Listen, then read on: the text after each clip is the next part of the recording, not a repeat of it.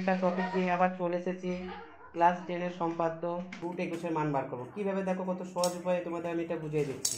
দেখো, √21কে আমরা কেমন লিখতে পারি? 3 গুণ 7 লিখতে পারি। আচ্ছা, এই যে 3 আর 7 লিখলাম, একটু আমি 3 এবং 7 সেন্টিমিটার একটা সরলরেখা টানবো। তাহলে দেখো এইখানে পয়েন্ট, আর এই হচ্ছে 3, এই যে 3 সেন্টিমিটার একটা সরলরেখা, আর একটা দেখি 7 সেন্টিমিটার একটা সরলরেখা টানবো। এই যে পয়েন্ট দিলাম, এই একটা 7 সেন্টিমিটার সরলরেখা। এবার এখানে আমি একটা বড় করে একটা সরলরেখা টেনে নিচ্ছি, যেটা হচ্ছে 3 আর 7 করে টোটাল 10। তার মানে আমি এখানে 10 সেন্টিমিটার পুরো একটা সরলরেখা টেনে নিচ্ছি। ঠিক আছে ভাই? এবার দেখো, এই যে 10 সেন্টিমিটার যে সরলরেখাটা আমি টানলাম 3 আর 7, তাহলে এখানে 3 সেন্টিমিটারটা আর যে 10 সেন্টিমিটার শুরু কোথা থেকে হচ্ছে? এখানে হচ্ছে 3 আর 10, তাহলে হচ্ছে এই যে 7 এইখানে, তাহলে এইখানে 7টা এখানে পয়েন্ট করলাম। ওকে, এবার অর্ধেকের বেশি মাপ নিয়ে আমি ওপর নিচে সমদ্বিখণ্ড করছি। দেখো, এই টোটাল সরলরেখাটার অর্ধেকের বেশি মাপ এই নিতে পারি আমি ওপর নিচে। উপরেও টানছি একটা বৃত্তচাপ, নিচেও একটা বৃত্তচাপ টানছি। তাহলে এই যে বৃত্তচাপটা অঙ্কন করলো, এবার যেখানে ছেদ করলো দুটো দাগে পয়েন্ট করলাম। এবার পয়েন্ট করার পর আমি সরলরেখা দুটি দেখো কত সহজ উপায়ে টেনে দিচ্ছি। আচ্ছা, এবার এই সরলরেখা দুটি টেনে দেওয়ার পর দেখো আমার প্রিয় ছাত্রছাত্রীগণ, এবার আমি একটা অর্ধবৃত্ত অঙ্কন করছি উপরে। অর্ধবৃত্তটা দেখো কেমন কত সোজা উপায়ে আমি অঙ্কন করতে পারি। এই যে উপরে দেখো অর্ধবৃত্তটা অঙ্কন করে ফেললাম।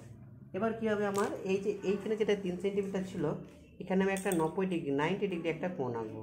কম্পাসের সাহায্যে একটা 90 ডিগ্রি কোণ আছে দেখো।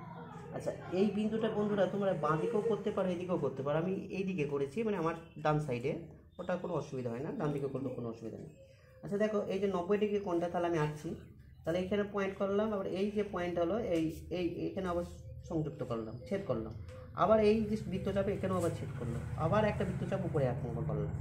এবার এই যে বৃত্তচাপটা থেকে আবার উপরে আর একটা বৃত্তচাপ করলো, যেখানটায় ছেদ করছে ওই পয়েন্ট দুটো আমি যুক্ত করছি। তার মানে কি, এটা হলো একটা আমার কি লম্ব অঙ্কন হয়ে গেল। এবার আমি এই পয়েন্ট দুটো পরস্পরে যুক্ত করে দিলাম, কত অনায়াসে সহজে করে দিতে পারলাম।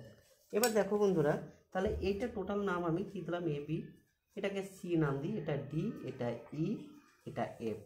তাহলে এইখানে যে DC যে মাপটা হলো, অতএব DC সমান কত মাপটা আমি নেব। এবার DC মাপটা আমার কত হলো, কীভাবে নেব? এই যে C থেকে আমি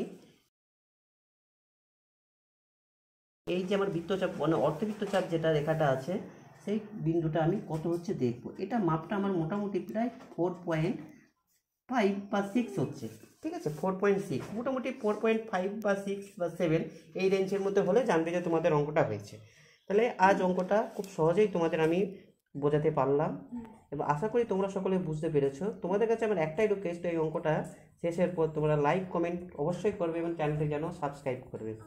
আজ এতটাই থাকলো, পরে নেক্সট দিন তোমাদের জন্য নতুন একটা টপিক নিয়ে আসবো। Have a nice day.